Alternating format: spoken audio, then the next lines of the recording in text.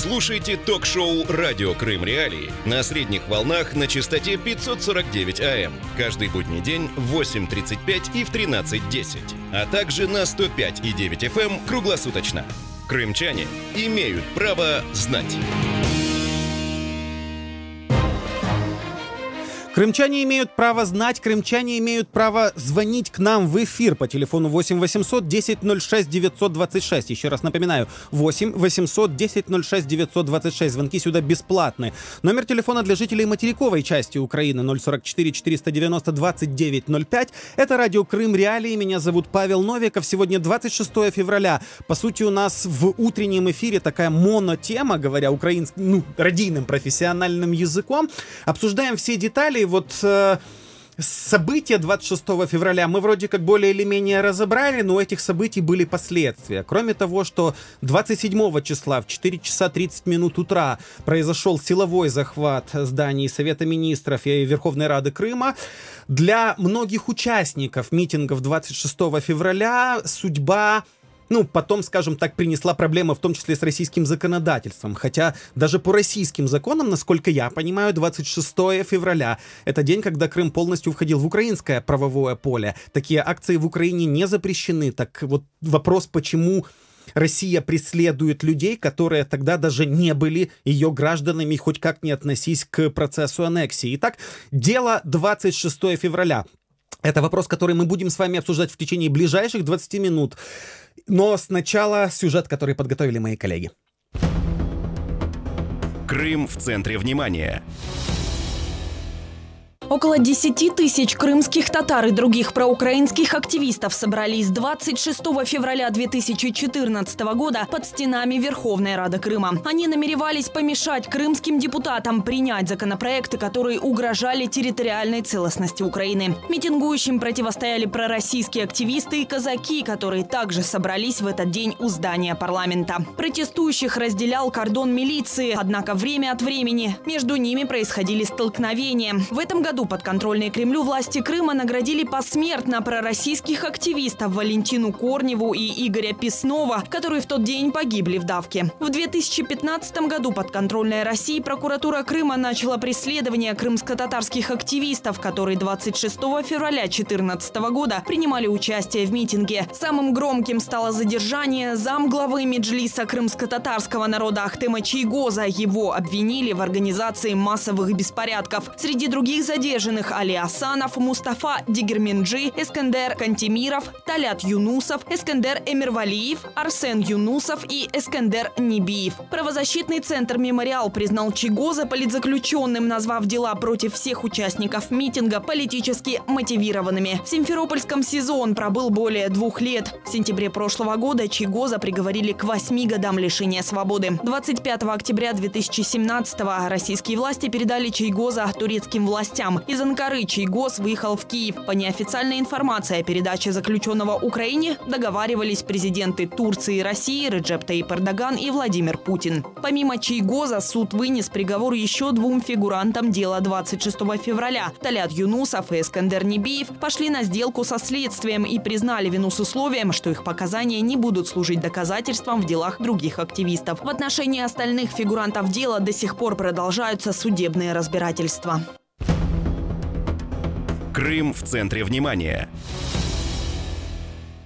Итак, 4 года прошло с той даты, 26 февраля 2014 года. По некоторым участникам митингов 26 февраля дела до сих пор идут. Сейчас эти все детали будем обсуждать, в том числе с вами, уважаемые радиослушатели. Напоминаю, телефон 8 800 10 06 926. Это для звонков с Крымского полуострова. И 044 490 2905. Это для звонков с материковой части Украины. У нас в гостях Николай Полозов, российский адвокат. Здравствуйте, спасибо, что пришли. Доброе утро. Скажите, вот ваше впечатление, само появление дела 26 февраля, когда даже по российскому законодательству и по, там, не знаю, как, вот неважно, да, как относиться к так называемому присоединению Крыма, но все равно 26 февраля Крым — это украинское правовое поле. Почему это дело вообще возникло? Это была месть? Ну, безусловно, это была месть. Дело имеет политический характер. Фактически, несмотря на то, что буквально на следующий день после событий уже российские военнослужащие захватили основные административные здания в Крыму. Дело было возбуждено лишь спустя несколько месяцев. Это было обусловлено тем, что российские власти надеялись, что им удастся договориться с лидерами крымско-татарского народа. А когда они поняли, что никаких договоренностей не будет, что крымские татары, что Украина никогда не примут оккупацию Крыма, то в качестве мести было это дело возбуждено, были привлечены исключительно крымские татары, несмотря на то, что в этом митинге принимали участие граждане Украины абсолютно разных национальностей. Хорошо, то есть это не просто месть, а еще и месть по национальному признаку, да? Именно так. То есть те приговоры, которые уже вынесены, в том числе там приговорах Темучи Гозу, да, это вопрос того, что надеялись договориться. Я помню из новостной ленты, из телевизионных трансляций, когда был даже телефонный звонок Владимира Путина, президента Российской Федерации, и Мустафы Джемилева, лидера крымско-татарского народа, и там, вот если я правильно помню события 4-летней давности, да, то там была фраза, сказанная Джемилевым: просто уберите свои войска из Крыма. То есть вот это была точка невозврата, по-вашему? Да, именно так. Когда Кремль понял, что крымские татары не торгуют своей родиной, ответом была естественная реакция Кремля — это репрессии. И здесь можно констатировать, что, конечно, это дело абсолютно дискриминационно по расовому признаку, по национальному. Несмотря на то, что в ходе суда было установлено, что пострадали не только сторонники Аксенова, сторонники русского единства, сторонники присоединения Крыма, но и крымские татары, потерпевшими были только так называемые ополченцы, а по сути боевики Аксенова, которые еще за день до того, 25 февраля, осуществляли попытку захвата Верховной Рады Автономной Республики Крым. Об этом мало кто говорит, но они водрузили российский флаг, они попытались ворваться в здание, и фактически действия российских приверженцев были потом экстраполированы на действия крымских татар, которые вообще не совершали ничего подобного. Хорошо, для крымско-татарского народа есть вообще одна, они это часто даже вслух произносят, да, что сопротивление должно быть ненасильственным, да, вот такие продолжения идеи, Ганди даже, да, то есть вот такой гандизм. И тем не менее, хоть они и действуют ненасильственно, во-первых, они признаны зачинщиками, да, организаторами, Ахтем Чийгоз признан организатором вот этих самых так называемых беспорядков, получил срок, потом, да, этот сложный обмен или там, скажем, переправка в Анкару. Вопрос, почему сейчас, вот спустя 4 года, назначенные Россией руководители Крыма пытаются героизировать тех, кто пострадал с той стороны? То есть пострадали с двух сторон, да, можно было просто забыть, но нет, награждают медалями. Это своего рода мифотворчество, когда собственные преступления необходимо покрыть такой патиной, позолотой героизации. На самом деле из материалов дела абсолютно не следует, что и Корнева, и Постный погибли непосредственно в результате этого митинга. Мало того, муж этой женщины заявил, что он считает, что вообще ее забили битами вот эти вот пророссийские митингующие, которые приехали из Севастополя. А из Севастополя, на секундочку, приехали люди военные. Из материалов дела также следует, что в этих событиях принимала участие частная военная компания, которая вот сейчас в Сирии кладет там своих бойцов за нефтяные заводы. Вот эти люди в 2014 году, в феврале, осуществляли захват Крыма и убивали граждан Украины. Что касается Постного, то вообще неизвестно, откуда этот молодой человек взялся, и существует достаточно серьезная версия, что он был убит в другом месте, а его туда просто подбросили. Поэтому, на мой взгляд, вот эта попытка крымских властей нынешних героизировать погибших, это, во-первых, попытка нажить себе политические очки на этом, а во-вторых, попытаться скрыть свои собственные преступления.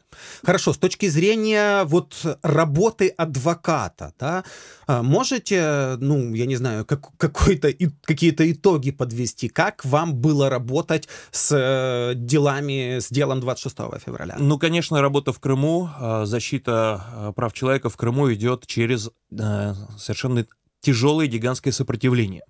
И для нас была задача не столько в этом процессе попытаться его выиграть, потому что мы понимаем, что у шулеров невозможно выиграть, сколько вытянуть из всех этих фигурантов максимальное количество информации для того, чтобы в последующем эта информация использовалась и в Европейском суде по правам человека, и в Международном суде ООН, и в последующем Международном уголовном деле, которое, безусловно, будет. И на основе этих показаний сажать на скамье подсудимых в Гаагу всех, кто причастен к этому преступлению. С нами на связи Ахтем Чийгоз, заместитель председателя Меджлиса крымско-татарского народа. Ахтем, здравствуйте, слышно ли меня? Да, здравствуйте.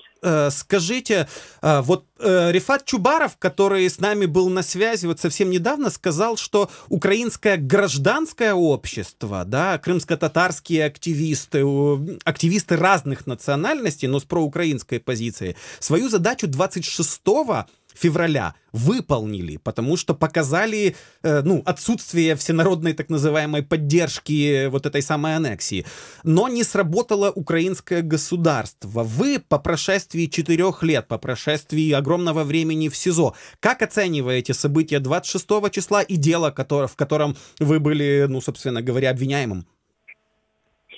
В общем-то, я в 2014 году еще говорил, приводя в пример последние выборы в Крыму, когда пророссийские силы, сгруппировавшись, шли в Верховный Совет Крыма, в Верховную Раду Украины.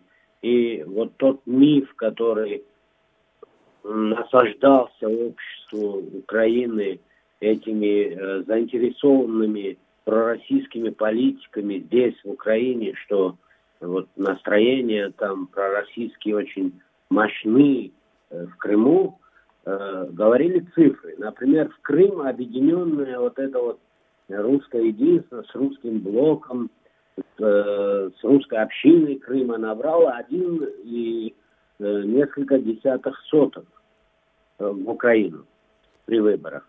А в Крым всего лишь они с трудом прошли 3% барьер и взяли 4 депутата. О чем это говорило? О том, что на самом деле гражданское общество в Крыму уже свои симпатии определяло по другим принципам, не как в 90-х. И да, действительно, Советский Союз хотела там определенная часть, но это вот как раз-таки небольшая часть. Что касается 26 числа, да, вот исходя из этого, многие проявили пассивность в развитии этого вот такого сценария, значит, куда-то в гавань уходить. Но это тоже позиция. Что касается активной части, не только 26-го, все последующие дни, когда десятками тысяч выходили на дорогу и показывали протест, женщины, дети, мужчины, старики, протест этим тысячам колонн боевой техники. И сегодня этот протест идет. Поэтому на самом деле государство Украины в лице особенно местной власти Крыма, они же, их не нужно было формировать, как в Киеве. Они должны были выполнять свои обязанности, свой долг. Это головы советов, головы райсоветов, там, тот же Могилев, который просто, скажем так, своим отстранением на последнем этапе, самоустранением, способствовал оккупации, а до 26 числа был очень активный борец против Евромайдана и евроинтеграционных вопросов, и вся его команда. Кроме того, кто референдум помогал организовывать? Головы советов.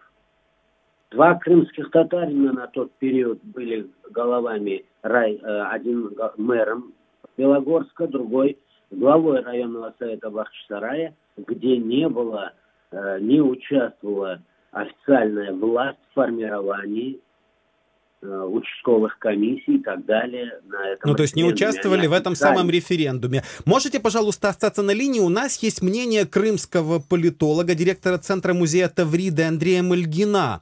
Он присутствовал во время событий под крымским парламентом, он поддерживал российские митинги. Вот почему, по его мнению, на скамье подсудимых оказались только крымские татары. Давайте услышим.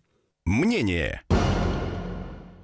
Я хорошо помню, как организовывались эти события. Константинов был председателем Верховного Совета, назначил сессию. Сессия Верховного Совета была назначена, если я не ошибаюсь, где-то на 14 часов, то есть на 2 часа. И для поддержки депутатов, которые должны были тогда вынести определенные решения, а эти решения, это было решение о непризнании государственного переворота в Киеве.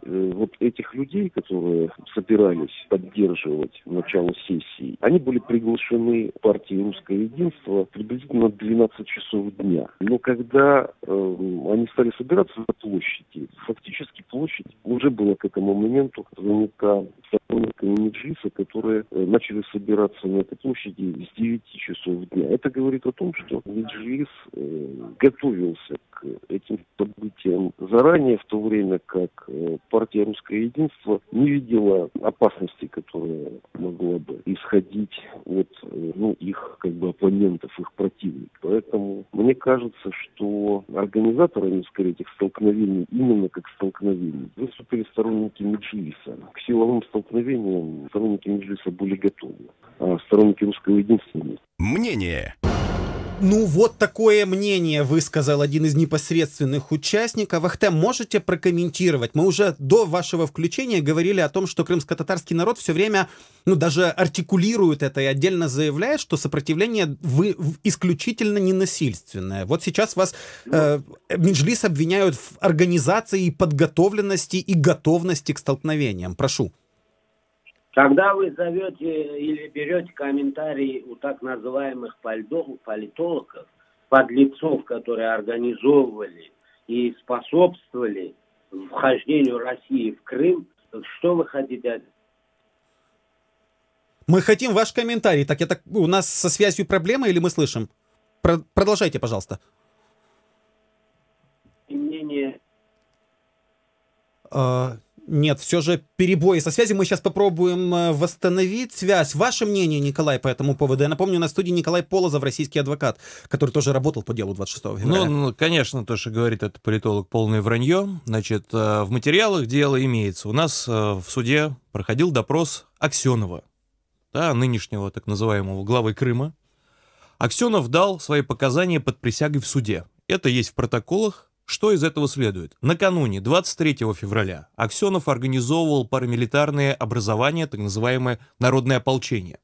Второе. Аксенов заявил на суде, что он на свои деньги закупил амуницию, дубинки, щиты и прочее для силового развития событий, и эти вещи находились в автобусах, припаркованных недалеко от здания Верховной Рады Автономной Республики Крым. Третье. Заявка на проведение митинга «Русского единства», как это выяснилось на суде, была подана после заявки Меджлиса, а участники ополчения начали приходить задолго до того, как начали собираться крымские татары. Поэтому то, что сказал этот политолог, это ложь, это путинская пропаганда. А на самом деле, действительно, крымские татары выражали свое мнение мирно и ненасильственно, и мы видели, в том числе на видеозаписях, которые исследовались в суде, что ополченцы неоднократно осуществляли попытки провокаций для того, чтобы вынудить крымских татар отвечать на их агрессию. Это продолжалось на протяжении нескольких часов, где-то с 9 утра и до 12 до часу дня. И только потом уже начались столкновения после того, как милиция самоудалилась. То есть сотрудники, руководители милиции просто взяли и убрали милиционеров, которые разделяли две группы митингующих. С вами восстановилась связь с Ахтемом Чийгозом. Ахтем, прошу ваше мнение относительно того, что Меджлис якобы был готов к силовому сценарию. Прошу. Так вот, когда вот такие вот подлецы создают некие скрепы, они даже не удосуживаются у своего барина спросить, как это было. Так вот, их барин Аксенов давал показания в суду. В суде и говорил о том, что они изменили время митинга и уже в 9 часов всю ночь оповещали и Шеремета, и другие, оповещали начальников отрядов, там, командиров отделений о том, что надо прийти к 9 часам и оказывать сопротивление Меджлису крымско-татарского народа. Поэтому я говорю, что люди, пытающиеся сегодня там создать мифы, скрепы вокруг 26 числа, на самом деле они позорно выглядят. Я вас понял. Спасибо большое. У нас короткое время программы. С нами на связи был Ахтем Чийгоз, заместитель председателя Меджлиса крымско-татарского народа. Напомню, что у нас в студии Николай Полозов, российский адвокат, который, собственно, работал по делу 26 февраля. Смотрите, есть несколько людей, которые пошли на сделку со следствием, да, при условии того, что их показания не будут использованы против других участников, да. Я смотрю, что вообще такая тактика, я не знаю, такая традиция уже появилась, что многие берут на себя вину, причем это граждане Украины, да, которых судят сейчас в российских судах, но в качестве одной из мер, чтобы их показания не учитывались против других. С чем это связано? Почему так? То есть надо обязательно кого-то посадить по плану, а договор только о том, насколько ты посадишь еще и остальных? Ну, прежде всего, это связано с тем давлением абсолютно незаконным, неконституционным и противоречащим основным правам и свободам человека, которые осуществляются силовиками. Уговорами, а иногда и прямым давлением, пытками людей заставляют оговорить себя. Но здесь важно понимать, что по российскому законодательству, если человек идет на сделку и дает показания против себя, то возникает преюдиция. То есть таким образом его показания, даже если он не хочет, чтобы они использовались против других, формально следствие и суд могут использовать против других. И то есть раз преступление было признано, значит... Сам факт уже доказан. Да. И когда нам стало известно о том, что осужденные Талят Юнусов и Искандер Небиев признали свою вину, мы впоследствии обжаловали их приговоры в части указания в них имени Ахтема Чийгоза, потому что еще до осуждения Ахтема Чийгоза в приговорах и Небиева, и Юнусова было указано, что они действовали по указанию Чийгоза. А это, даже по российским меркам абсолютно недопустимо, и суд, что интересно, удовлетворил наши жалобы и вычеркнул Ахтема Чийгоза из этих приговоров. Хорошо, тем не менее, Ахтем Чийгоз получил 8 лет, и только благодаря переговорам на очень высоком, на высшем государственном уровне удалось его освободить. С чем это было связано, по вашему мнению? Была ли какая-то заслуга в этом ваша как адвоката, или в данном случае уже адвокатская деятельность была закончена, потому что есть приговор? Приговор был, жестокость приговора связана исключительно с желанием наказать крымских татар, запугать их. Что касается моей деятельности, понимаете, политическая адвокатура предусматривает, что защита идет не только на юридическом уровне, но активно вовлекается и медийное поле, и политический уровень, и только совокупность всех этих факторов может привести к тому, что о деле начинают говорить на самом высоком уровне. Это дело удается подбросить очень высоко. И мы видим, что еще ни один украинский политзаключенный не был освобожден в законном порядке. Всегда было политическое решение. Поэтому, к сожалению, если оперировать только юридическими инструментами, к сожалению, в российских реалиях добиться невозможно ничего. Хорошо, многие, в том числе правозащитники, говорят, что российское законодательное поле, которое сейчас де-факто применяется и на территории аннексированного Крыма, применяется в Крыму еще более жестко, чем на территории, собственно, Российской Федерации. Условно говоря, в Москве, как говорил кто-то из моих гостей эфира, можно выйти на разрешенный митинг и нести там украинский флаг, тебе за это ничего не будет, да? В Крыму за это же, за флаг на своем доме человек может получить срок. Да, Крым — это сейчас серая зона, где абсолютно властвуют силовики.